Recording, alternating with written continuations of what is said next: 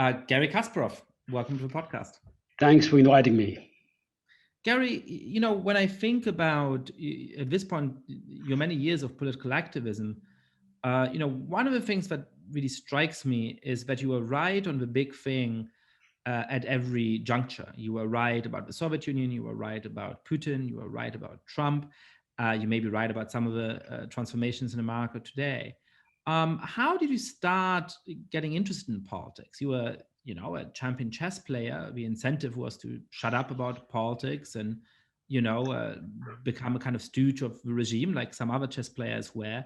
How did you get drawn into, distancing yourself in various ways, small and large, from the Soviet regime? First of all, Yascha, thank you very much for making such a nice introduction. So yes, I was right on many things. I was wrong on many things. I mean, I'm not a Nostradamus, I don't have a crystal ball, magic wand, to look into the future. Anything I said was based on my experience, in fact, I read tons of books. And also I had a chance, thanks to my Soviet education, both in school and also life education, to apply this knowledge to the reality. So it's the reality check. It's much easier for task for those who were born on the other side of Iron Curtain. And also, as the rising star in the Soviet Union, potentially, chess world champion, I had to face a lot of challenges based on both my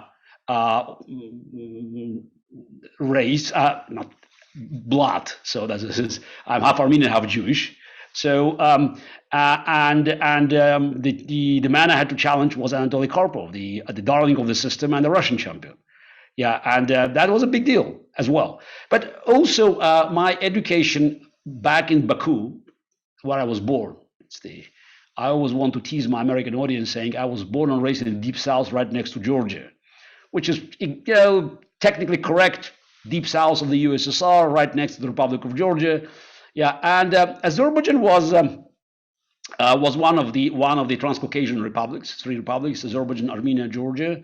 I was half Armenian, half Jewish. So, but I growing up in Baku, it didn't make much of a difference because that was an imperial city. Unlike Yerevan and Tbilisi, where the local language, Armenian or Georgian, was dominating, in Baku, everybody spoke Russian.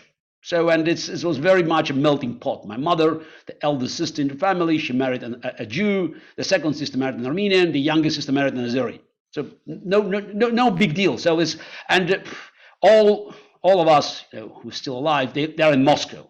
So that also explains the migration process, because when people ask me, so why did you leave Baku? Okay, part of the fact that was the only way to escape ethnic cleansing in 1990 at the beginning of the Armenia-Azeris conflict that ended with war between these two countries. It was a very natural move for those who were born in the empire that collapsed. So as many Brits, moved from India or Sri Lanka, or French moved from Algeria or Morocco. For me, it was getting the move back to the capital of the country where I was born. I said I grew up in a country where Moscow was a capital. I continued my chess career in the country where Moscow was a capital. But going back to the Soviet days, so thanks to my uncle, my father's younger brother, because my father died when I was 7, and I was left with my mother, who never remarried and spent the entire life, or the remaining 50 years of her life, working just for me. And I stayed in her house with my grandfather, who was the diehard communist. But my uncle, this classical Jewish intelligentsia, so he introduced me to people, that had very different, very opposite view of the Soviet Union. And also, I was a voracious reader, so that's why I could read a lot of books. And many of them, actually probably all of them, were not available in the Soviet public libraries. So very quickly, I see the gap between the official propaganda and official story of the great Soviet Union and the reality. Again, reality check. So when I, became a mature chess player, when I say mature, I was, say, 19, 20, and everybody knew, I was on my way to the very top.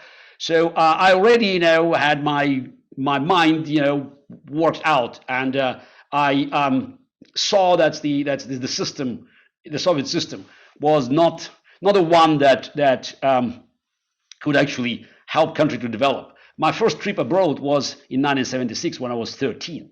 So this is 13. So it's to travel to France in 1976. I mean, it was a big deal. Today, when I tell my kids, "Oh, I traveled to France," big deal. So that's just, you buy the ticket, you go from New York to Paris. I was probably the only person in our neighborhood, and Baku was a big city, the fourth largest city in the Soviet Union, after Moscow, Leningrad, and Kiev, and more than 1 million people. And we lived in just very dense area, ironically called Armenikan, the Armenian village. So though it was already mixed population there, and I think in this neighborhood I was definitely the only kid, but probably one of the very few adults who ever traveled to capitalist country. Some people traveled to maybe the socialist countries in Europe. Yeah, some of them worked, in places that the Soviet Union had missions, like Vietnam or Angola. But travel to France. I mean, so, and I became kind of a hero, not because I played chess, but because I saw something that nobody could actually imagine, except watching the movies. So but you found that sort of there was a narrative, presumably, about the Soviet Union being politically and economically perhaps superior to Western countries. And when as a 13-year-old you got to see Paris and you got to see France, and you said, "Hang on a second, this doesn't gel with reality," or how does that play into your sort of political? Absolutely, and also in the Soviet Union, the population, the average person on the street had very little doubt about economic superiority of the West. So there was a growing gap between official propaganda and the people's census, because they saw the reality, the long lines, just to buy food. So and buying the proper clothes. I mean, that was a big deal. So and the whole system was based on the power of distribution. So if you were connected to party or government structures, you had access to special shops where you could actually purchase normal things, but they were not available for general public. Also had the network, a very limited network of shops called Berioska, where you can actually buy things for special rubles. Those are the rubles that you can actually get by bringing dollars or any hard currency from abroad. So, and there we had, some goods from Finland and and God forbid, Germany. And so, and of course there was a black market. So there was a black market. So officially dollar was 62 kopecks for $1, but on the black market it was at least 1 to 3. So at least 1 to 3. So that's you already just so that's it was so much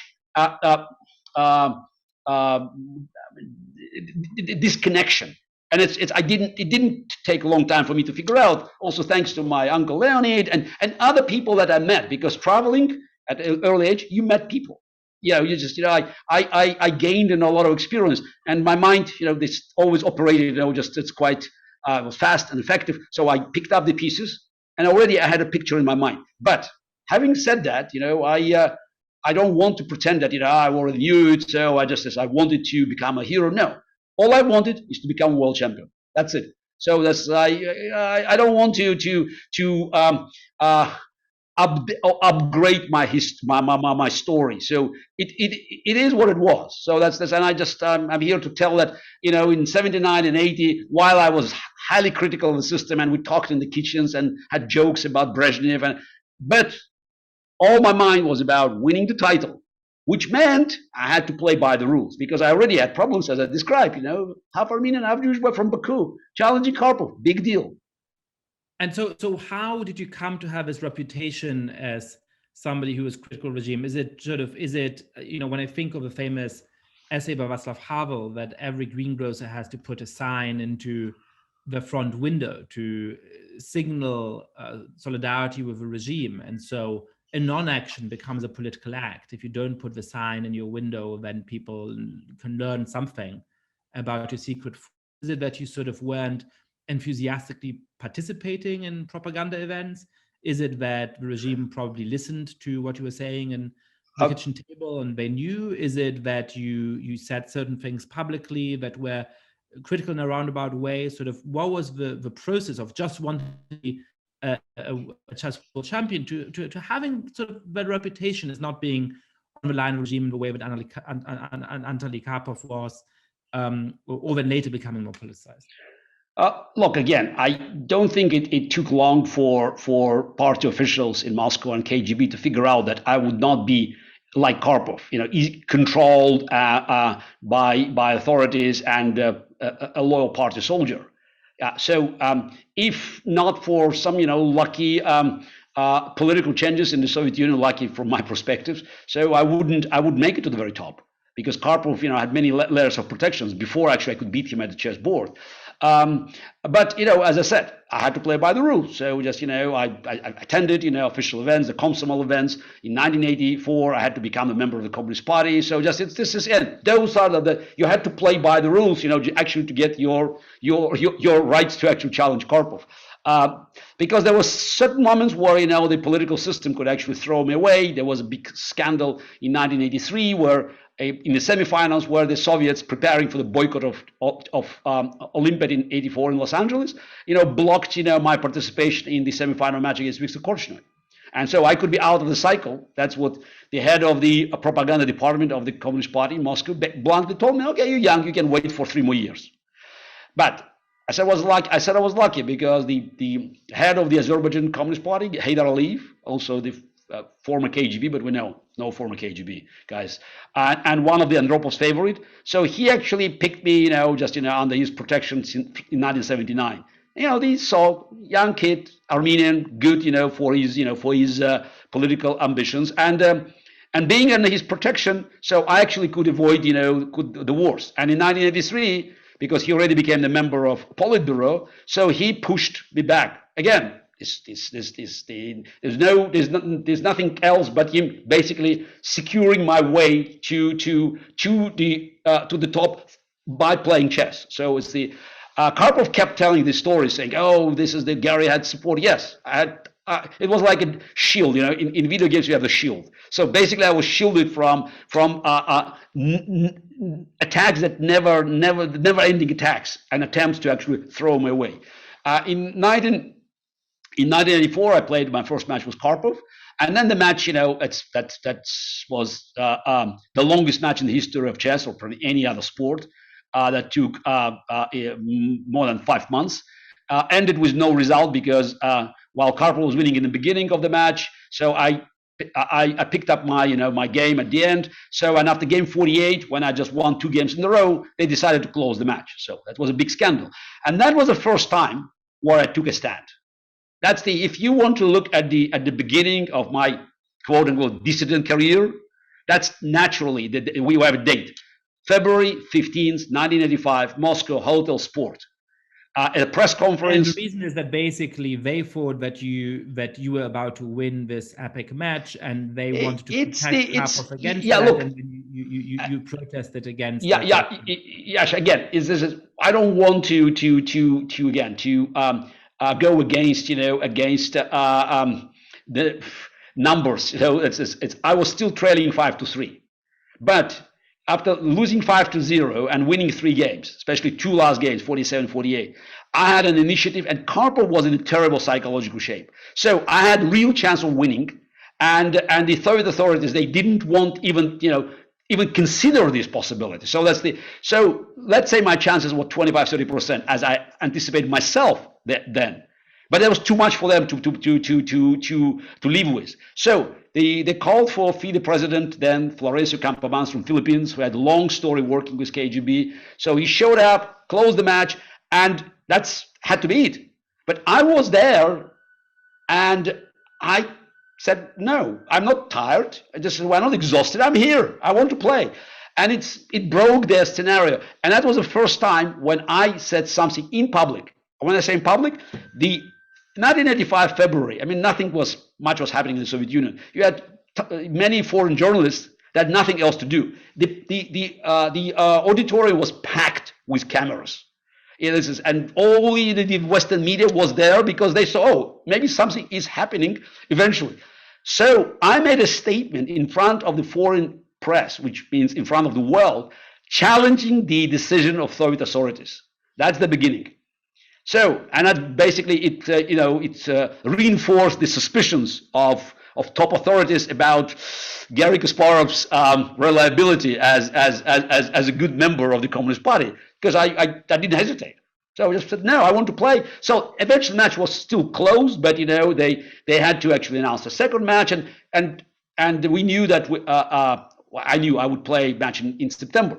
But there were other things there. Just they still tried to cause problems because they want to protect Karpov before he had to face me in September. And in May, that's the May 1985. That was probably just the next step, logical step. I had an interview with Der Spiegel magazine. I played in Hamburg, in Germany, a training match with a top German player, Robert Hübner, and I had an interview which I think went to 80 publications around the world, and that was like just a bomb. I called, this is the FIDE, it's the International Chess Mafia controlled by KGB. Now, 1985, Gorbachev just took over, but it's still Soviet Union, and I faced disqualification because there was it was not just uproar, it was. More than a scandal. It's they said, oh wow, we got him. So, and again, I was lucky. The Gorbachev, one of his first steps, he brought Alexander Yakovlev, who was ambassador in Canada, and brought him as the head of the ideological department of the Communist Party. He was still just the head of the department, but everybody knew he was Gorbachev's closest aide, and ideologically, he had a lot, just a very powerful word, and he told me that's when this issue went all the way up to Politburo. He convinced Gorbachev, saying, "What the hell? One Soviet grandmaster playing another Soviet grandmaster. Why should we bother? Let them decide who is the best, at the chessboard." And Gorbachev said, "Guys, we're too busy. Okay, just move on." So that's how I was saved.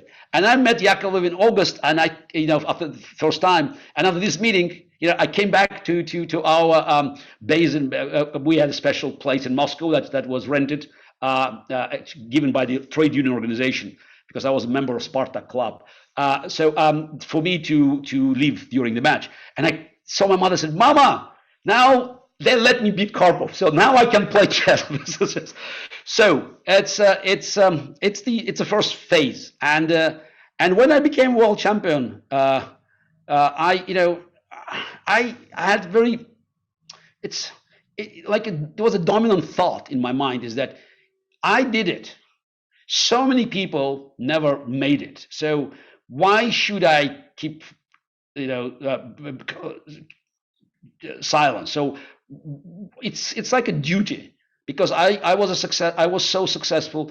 I have to show the other people that they can rise, because Soviet Union, people had genetic experience, genetic memory of what happens with those who raise their voice, who disagreed. But world champion, it was a very sacred title. So I was almost almost untouchable by the Soviet standards, because the chess was viewed as the most important ideological tool to actually prove intellectual superiority of communism over decadent West. And the world champion, 10 years of Karpov, and of course the Soviet dominance from mid 1940s in chess. So that's created an image that Soviet authorities, they were afraid to touch, especially with Gorbachev, who was busy with other things, and they didn't want to continue the same kind of dirty games. Interesting. And so it's, let's say, the mid to late 1980s now. What was your outlook on politics at the time? You were critical of a regime. You saw the way in which they tried to interfere, even with something like who should get to be the world champion of chess, one, as you were putting it, Soviet grandmaster, another Soviet grandmaster.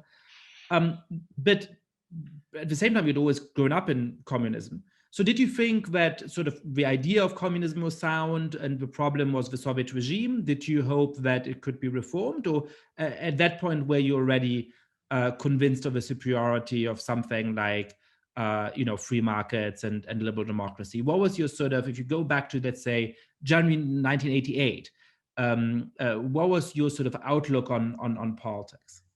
Actually, excellent question, because you actually pointed out at a big debate in the Soviet Union, especially in Soviet intelligentsia, about the ways to reform the country.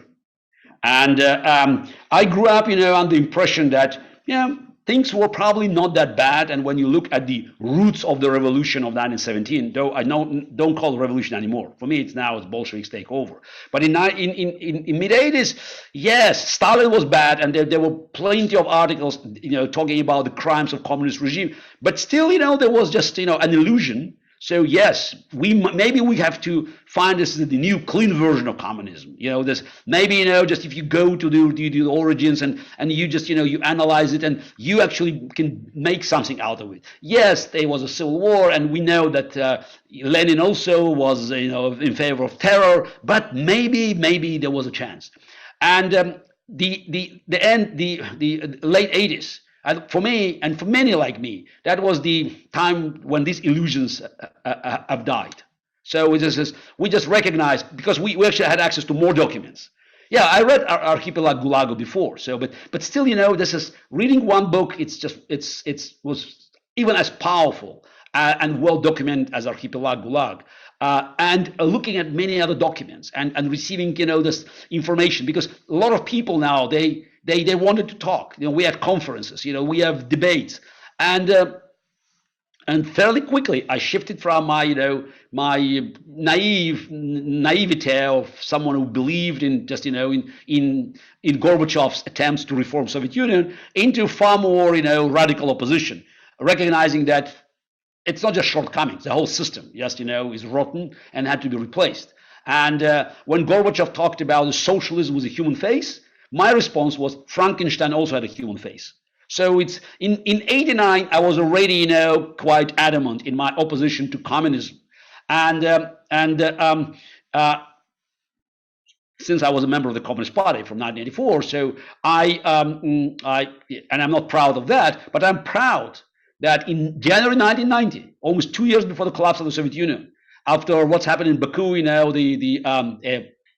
the ethnic cleansing, and clearly for me was just the provocations of the Soviet authorities, KGB, to reinstate control of the national republics, of the suburbs, by pushing or by just inciting the ethnic hatred. So I sent an official letter to Azeri's sports committee, where I was registered, informing them that I am leaving. Actually, my mother even kept this document. I found it now recently. It's original document, my letter saying that I have no more illusions. It's a criminal regime, and I just have nothing to do with that. So consider me gone. So I left the party. So it was January 1990, and I immediately jumped into this in the pool of the newly born politics. And in May 1990, even just a few months before my fifth, the last match was Anatoly Karpov, the title match, because we played 84, 85, then one in 85, one in 86, one in 87, and the last one in 1990. Just a few months before, I couldn't resist the temptation to become part of this very chaotic gathering in Moscow that ended up by creating first non-communist party in the Soviet Union since the 1920, when the Bolsheviks, I think, destroyed everything, all opposition. And it's called Democratic Party of Russia. It was not a very healthy union because it was very chaotic, as I said. But it's still, it was, politics of the street, and there was tons of energy. And I couldn't, of course, concentrate on that because I had to go and play Karpov so that to defend my title. But when I came back, I remember that in January 1991, there was a big meeting called by Mayor of Moscow, then Mayor of Moscow, Gavril Popov, and it had all sorts of people. Again, we had little in common, though we just rejected the Gorbachev's regime and the power structure, because it ranged from people like me, the radical opposition, to even Yuri Lushkov, who had just who was the Popov's deputy, but the man who basically pulled all the strings in Moscow. And again, he just wanted to to get power. But we all were together because we faced, still, all powerful KGB and Central Committee of the Communist Party. And Anatoly Sobchak, the mayor of St. Petersburg then, he said, "Oh, it's the tough time. We're facing the storm, but let's raise our glasses for one victory that we had recently. Garry Kasparov beat Anatoly Karpov." So it was treated as a victory of free democratic Russia versus old communist regime, especially because I was the first Soviet athlete who refused to play on the Soviet flag. In 1990, in September, in New York, I made a statement that I'm no longer playing on the Soviet flag, and I played with Anatoly Karpov, again, more than a year before the collapse of the Soviet Union, with Russian flag on the table. So eventually, Soviet delegation protested, the Karpov delegation protested, and they removed both flags. So this. I succeeded by removing Soviet flag from the stage, and I played every game having the pin with a Russian flag, three-color Russian flag on my lapel. So let's go from one mayor of St. Petersburg who toasted to your success to another mayor of St. Petersburg about a decade later, who became one of your great political adversaries. Vice mayor. Vice mayor, I'm sorry. Yeah, Putin was a Sobchak's, right-hand man. Though many believe that, he, as a KGB guy, he had something on Sobchak, and he was really one who was calling the shots. I don't know. So take us through the 1990s, the collapse of the Soviet Union, how you see the sort of chaotic democracy of the 1990s, and how you really become fully active in politics, as I understand it, in the early 2000s, with the rise and the consolidation of power by the then no longer vice mayor of St. Petersburg, but the strongman in the state, Vladimir Putin. Look, I was never fully engaged in politics in 1990 because I was still playing chess. I was active chess player, and I had, though I spent too much time outside of the chessboard, much more than any of my colleagues ever, but I still had to go back and just, to work and then to play the tournaments and to win them. Yeah. So to preserve my place as a number one rated player in the world. So I was very active in 1990, 91, as I said. But then after the collapse of the Soviet Union, so I didn't want just to drop my chess career. So I was not ready. And my mother was adamant. She was dead against it. Just anything that, could endanger, because it's my chess standings. I appeared occasionally. So 1993, during the conflict between Yeltsin and the parliament, I took Yeltsin's side, though right now I'm less proud about it than I was in 1993. In 1996, I supported Yeltsin's re-election campaign. Again, I'm much less proud now about it.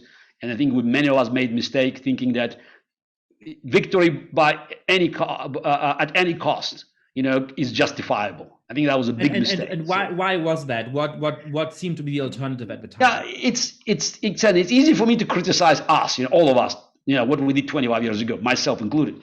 But we looked at Zyuganov, we looked at the Communist Party, we looked at people who supported him, and for us, it was a restoration. I don't think it was now. I think it could, it's in any case, it was not, right to support the campaign. That it was, the elections were free, but not fair already. But still absolutely free. So Yeltsin had massive resources behind him. Zyuganov didn't, and also I think Zyuganov really didn't want to win. So he was, he would like to grab it, but he was afraid. So it's after 1993, he sort of let's not tease the bear. So and some people in the Yeltsin's entourage, and they even approached me, suggested that maybe we have to cancel the elections, and I said nothing to do with that. So this is naturally, I stayed with those who said, try, have, free elections and let's win them.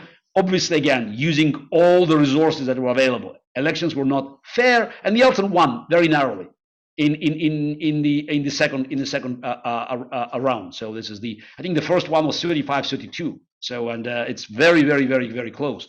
And we had General Lebedz, who was independent, but obviously, helped Yeltsin to drive some votes from Zyuganov. And after that, I lost any interest. I mean, I thought, fine, we're done now. The communism is not returning. I can just go do other things. A few people remember that I was the first chairman of the board of Echo of Moscow, the most popular radio station, and I had a stake there, and I sold the stake in 1997 to Vladimir Gusinsky. So I just thought it's actually exactly at the amount that I invested there. Just for me, I just wanted to stay away. I didn't want to make any money on that, so I walked away. The new stage, just a new chapter of my political engagement began in 1999. This is the end of 1999. Putin, KGB. This is the look. Having a KGB guy, as Yeltsin's successor, and the guy who said publicly, "Once KGB, always KGB." He just reconfirmed what we all knew. No former KGB officers.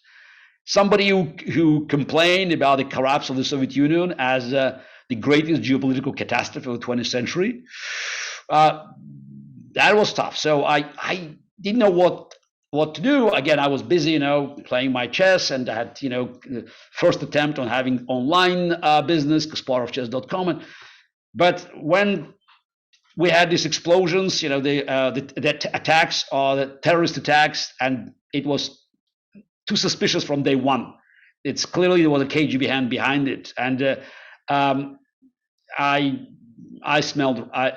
could smell rat. And when Putin was elected, and again, these elections were already definitely not fair, and you still may be free, but unlike 1996, they definitely falsified the result of the first round, because Putin would have won the second ballot, but by 11 o'clock we saw 46 something percent, 4 something percent for Putin, and in the next few hours it jumped to 53.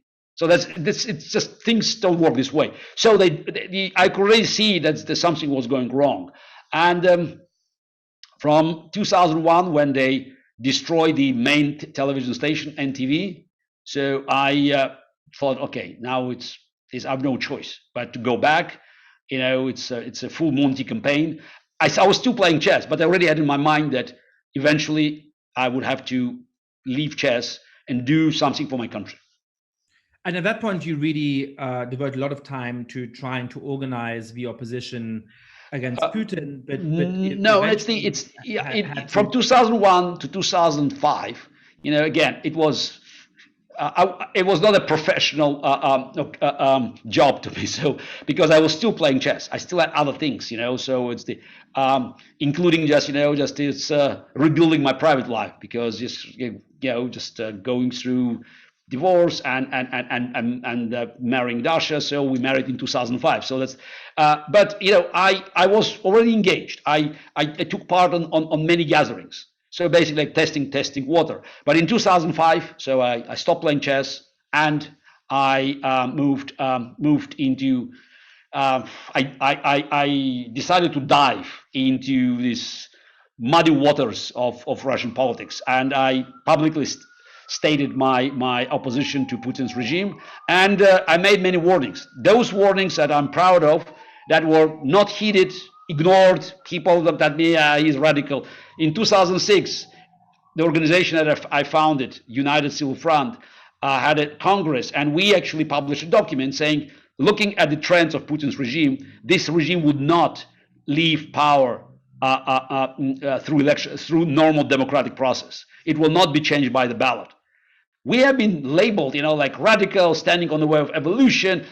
Inside Russia, many liberals, many people, just that had to be our, ideological allies. They didn't want. They thought we were cursed. It's like a plague, radicalism. And the fact is that I wanted to work with any political force to actually bring back free and fair elections. So that's made things even worse. And in the West, nobody wanted to hear that. No, I remember in 2006, when it's when Putin hosted the G8 meeting. Though I never called it G8, I always said G7+1. And it was impossible to explain to Americans or Europeans that everything we said, Garry Kasparov, Boris Nemtsov, who was one of the earliest, defectors from this systemic opposition into the radical wing. So no matter what we said, people just, they look at the TV screen, they see Putin sitting with Bush, Merkel, Sarkozy, and Berlusconi, and they say, well, of course he's a Democrat. So how can we beat this? How can we beat this picture and the state propaganda that has been trumpeting the fact that Putin was fully recognized as a democratic leader? And that's, now we know we wasted very precious time. We still had a chance, actually. If the free world saw the threat the way we saw it back there from Russia, we probably could stop Putin from coming back after 2008. Maybe still was a chance to actually force Putin out and just give us a chance. Not that I'm a big fan of Medvedev; he was a Putin shadow, but at least just to avoid a threat. It's clear threat of the one-man dictatorship that was already looming on the horizon. It was not just Putin had this is the 99-2000 stories about explosions. We already had Nordost, the theater hostages, and the gas that was used that killed so many hostages. We had Beslan, the tragedy in the school that has been bombed and more than 300 people were killed, including 185 kids. So we had Anna Politkovskaya being killed. So in 2006, we had many things that indicated. Alexander Litvinenko was poisoned in London. By 2007, we already had enough of Putin's actions, not just his words, to recognize the danger of him staying in power, and the fact that in 2007 he did not walk away as he had to and said, well, I will be a prime minister. I mean, for me, that was very clear. That that Medvedev was a puppet, and the fact is that Europeans and Americans, they embraced Medvedev and they thought about Medvedev as a independent political force. I mean, it was ludicrous. So the first time that I saw you live was when I was a graduate student at Harvard University, and you came to speak there to present one of your books. I think this must have been around the time that Barack Obama ran for re-election. So I'm imagining perhaps it's the fall of 2011 or sometime during 2012. And it was striking because at this point, you were in political exile from Russia.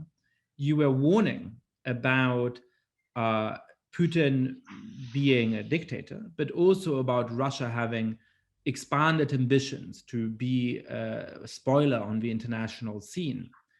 And in the political constellation of the moment, it was actually Obama who had tried the reset with Russia. It was the Democrats who were relatively more friendly to the Russian regime. And it was Mitt Romney who was taking a tougher stance. And the audience, as I recall, was reasonably hostile to you. They treated you like a sort of odd Republican,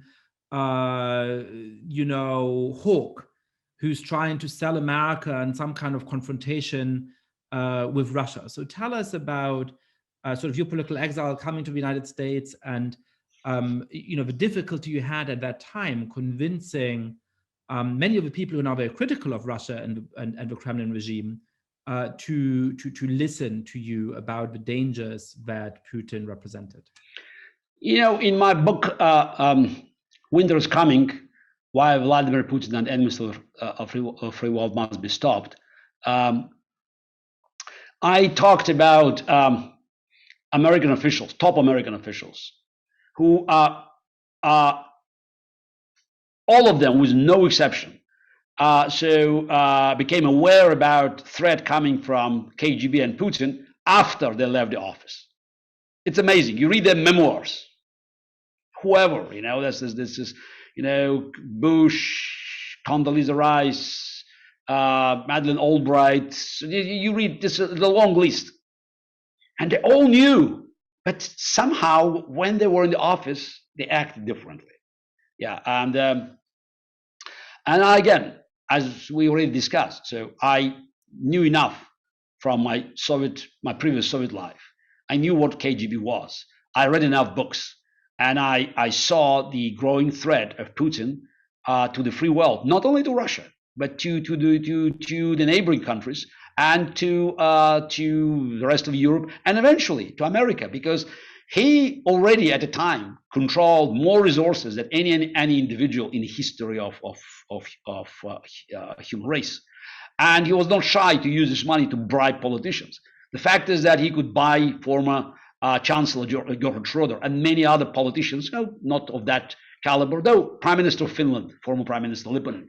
And now we have François Fillon, the former French Prime Minister. And again, it's a long list now of politicians who decided to sell their souls and principles, if they had any, for Putin's cash. For me, that was a clear and present danger. And when Putin attacked the Republic of Georgia, technically it was Medvedev in power, but I have no doubt that it was Putin's push to punish Saakashvili for his independent politics. And I pointed out at the threat to Ukraine, and many people ask me, so how did you manage to figure it out? I said it was easy. I looked at the map, so it was not a rocket science. So just to understand that any country that tried to escape from the sphere of influence of Kremlin would be subject to an attack. Thanks God that the Baltic states they were under not NATO umbrella. Though, as we know, it's these days probably even NATO doesn't offer full protection, but at least they have NATO status. But Ukraine was for me just a clear target of Putin's aggression, and also I had no doubt that he would look for any opportunity to spread chaos around the world, because that's what he needed. And he would, by the way, as every dictator here. You can't blame him for hiding his intentions. That's exactly as Hitler did. Hitler always spoke about his intentions. And what we heard, in the 30s, and what we heard in the first decade of Putin's rule, this is for domestic consumption. You just have to follow what Putin had been saying all along, and he was telling you exactly that's what I'm going to do. His speech in Munich in 2007 at the conference was a clear message to the world that he is going to depart from the arrangements of the post-Cold War, and he would restore Russian imperial power, and he would not be happy to accept any multilateral agreements if the interest of his Russia, because that's every dictator sees his country as his own domain. Again. It was ignored. And even today, we still have, today, 2021, we still have people saying, yes, maybe we should not take this, word at the face value. No, we must. That's exactly, this. They keep telling us. And by the way, with every success, they're getting more and more arrogant because they're emboldened. Dictator never asks why, it's always why not. And so far, Putin asked why not many times. And all we saw, very little action, council words, warnings, but it's every time he receives a warning, it becomes it's a laughing stock of Russian propaganda. So you were an early and present critic of Vladimir Putin. You ended up in the United States, on foreign policy for a few years during the Obama presidency, being closer to Republicans than to Democrats, because you agreed with people who are more critical of the Putin regime. And yet you also were one of the first people to really warn about Donald Trump, and you were very clear-eyed about him. So tell us how you took some of the insights you developed in Russia, seeing the rise of Vladimir Putin, how you so quickly applied them to the candidacy of somebody like Donald Trump, and why there wasn't a temptation, for example, to say, hey, these are to some extent my political allies, these were people who were willing to call out Putin, and perhaps I shouldn't go break that political alliance, because I think so many people end up with that kind of tribal loyalty, which you've managed to eschew again and again throughout your career. Look, you talked about tribal loyalty, but I'm not an American citizen. I'm not a member of Republican Party, neither Democratic Party, and it's not that I say, you say, he, she says. I'm on the record since 1991 for criticizing every American president, starting with Bush 41, for their indecisive actions against communism and KGB. So Bush 41, Bill Clinton, Bush 43, Barack Obama. So it all depended on their actions. So that's why, while, I may consider myself politically maybe center right, slightly center right, but I was never associated with any political group in full. So what my interest was, foreign policy. And again, it was based on foreign policy, so that I made my judgment of the respective administration. I think Obama administration's foreign policy was a total disaster. Especially the second term with John Kerry, who had probably the worst record of any Secretary of State, definitely in my memory, by giving up to all the demands of Russians. And I think he's personally responsible for disaster in the Middle East and many other things that eventually convinced Putin that he could go with final blow that he wanted to deliver to destroy American democracy. I think Donald Trump's ascent and the KGB operation to actually help him to be elected, because no matter what, just this people say about Steele dossier.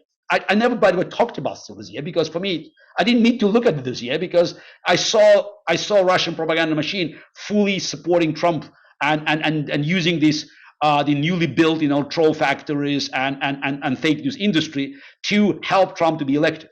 And whatever the Trump relations with KGB were in the past, and I believe they were, that's not so innocuous. It was clear that Putin thought that was a time for this final blow, to divide America, to cause American democracy so the friction that it would never, it couldn't heal. And Trump was an ideal agent of chaos. It's like the icebreaker, basically just destroying American political system.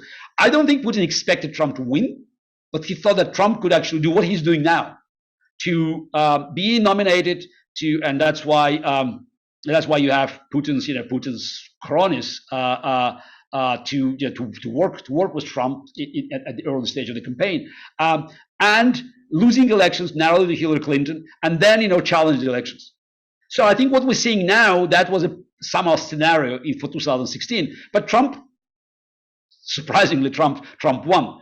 And again, I was very consistent. So I was highly critical about his administration, and now my problem is that the new administration that had to actually cure the damage caused by Trump demonstrated its, I would say, impotence, or some say incompetence, maybe both, to deal with clear and present danger, with the threat from Putin. The summit in Geneva was a disaster beyond imagination, and of course, we don't want to waste time talking about Afghanistan. So how do you see the state of American democracy now when you compare it to, Look, I'm an incorrigible optimist by nature, and I always want to look at the brighter side of the problem. I still believe American democracy is strong enough to survive this challenge, but the challenge is much tougher than I thought. It's in chess, you always look at trends. So this is but in any event, sporting event, you should look at the trends. It's not just the current result, but where things are just going to. I think the latest trends are not looking good, because it's the polarization that's bothered me so much, and that's why I founded Renew Democracy Initiative, and I spent nearly 5 years working, with people in the center, trying to bring people from the left and right, just to work together to build a strong coalition that could resist the pressure from radicals on far left and far right. It's not yet there, and I see that both parties, they are just under tremendous pressure from different forms of radicalism, On one side, we have a cult of personality. And the latest, with Wyoming Republican Party narrowly voting, to, I would say, expel Liz Cheney, or not consider her a member of GOP. It tells you that it's now the criteria of being Republican now is loyalty to Trump. On the other side, you have ideological purity. It's not, it's not in individual loyalty, but the loyalty to a concept, to ideology. Basically, you cannot debate things because it's ABC, and just that's like a new call it, I don't know, you call it Bible, you can call it whatever you want. You can call it ideological jihad or ideological crusade. Depends what you want to cancel first. So it's not about words, but it's a principle to win debate by ending debate. So that's the knowing that there's certain socially unchallengeable dogmas that you must obey.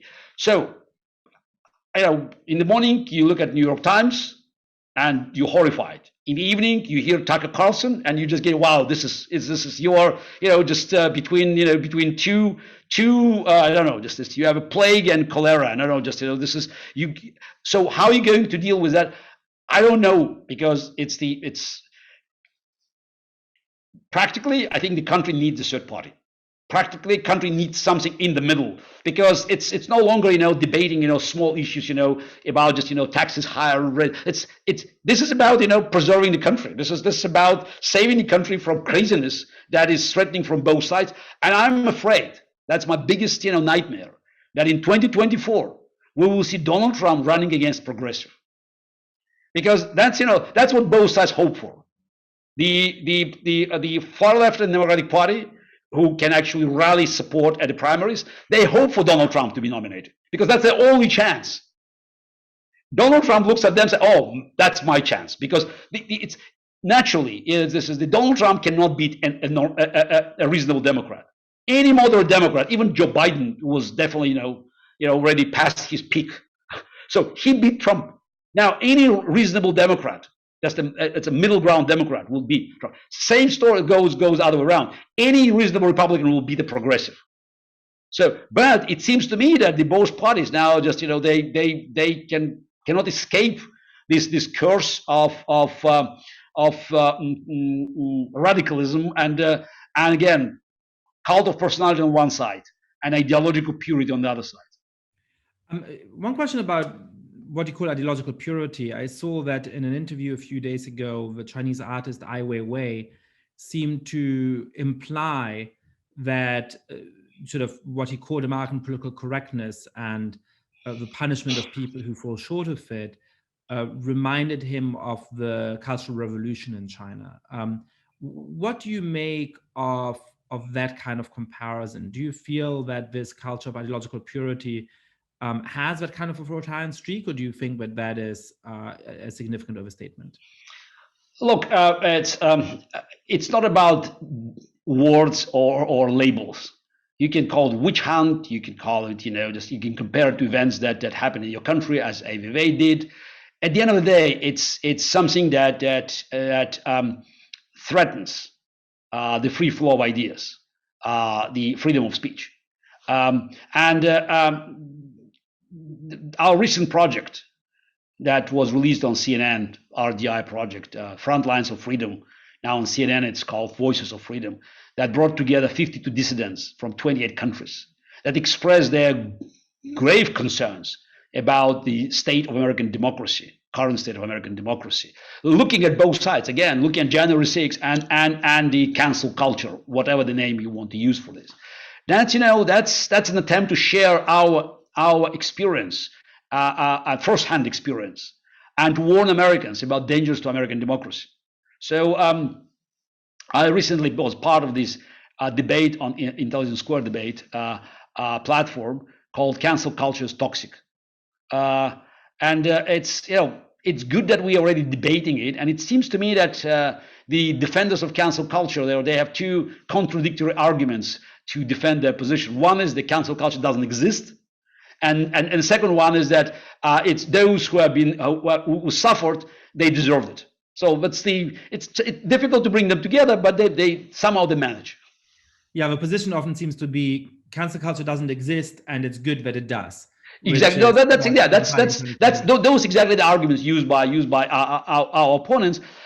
What is interesting that's from the very beginning, so which is unusual. So the more than 70% supported the House motion. Cancel culture is toxic, and considering the public that watched the debate, I think it's center left. So it shows that there's a hope that on the democratic side, you see the more and more people recognize the dangers of agenda of the Democratic Party being hijacked by the radicals.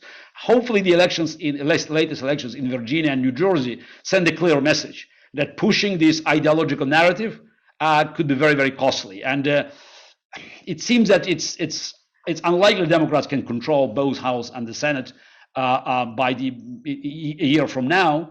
And unless we see the reorganization in their ranks and files, I'm afraid that it's Donald Trump again, who is not hiding his intentions, basically to take over. And if Donald Trump is nominated and Democrats cannot have a proper candidate to stop him, then American democracy could be in grave danger.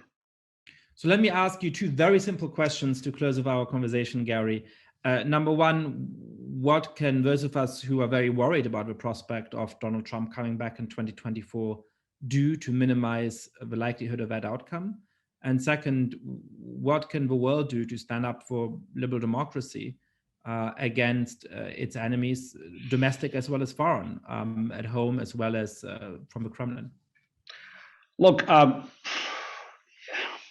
speaking about Trump's chances to be reelected, so it's the two stages. One is whether he will be nominated, and until recently I thought it would be impossible. After the vote in Wyoming, I'm not so sure. So as a statesman, they are silent. They are not taking the side of Liz Cheney. That sends a very bad signal about the chances of Donald Trump not being reelected, renominated in 2024. So having the third candidate, unfortunately, is unlikely. I would love to see someone in the middle, someone strong, like young Schwarzenegger, born in America. As a fantasy. I don't see anyone in the horizon right now. So again, if anything happens, let me know. I'm more than happy to assist this person in the group to actually to launch the challenge. The simplest one is for Democrats to get their act together. That's recognizing that if Donald Trump is nominated, all you need is just to have young Bill Clinton, young Jimmy Carter. The problem is, looking at the current state of affairs in the Democratic Party, and this is the split between progressives and moderates, that will be a challenge. Though, again, the latest elections, like in New York, show that the common sense often prevails. So if Democrats could actually make clear that no radical agenda will be part of their ticket in 2024, that might also derail Trump's chances.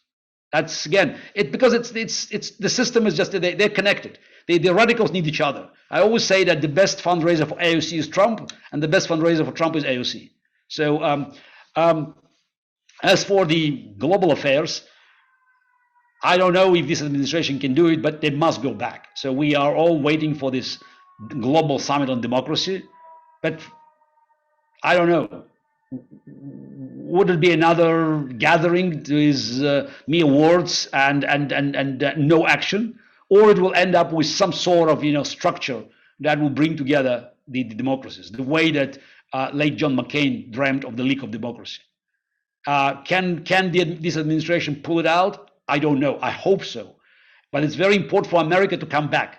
Because there's no way that America can just can look inward and just and concentrate on domestic affairs. America must lead the world because if America walks away, we know what happens. So when Yankee go home, Putin, Xi Jinping, Taliban, Iranian mullahs, they all come in. And they're not just coming in for the regions that they want to control. Eventually, it hits America as well. So I think now more people recognize it. I saw it was a great article of Anna Applebaum just about autocrats, why they're winning. There was a very good, lead article in The Economist. So I hear the voices that confirm what I knew 15 years ago. But as we say in chess, better late than never. Garry Kasparov, thank you so much for coming on the podcast. Thanks for inviting me.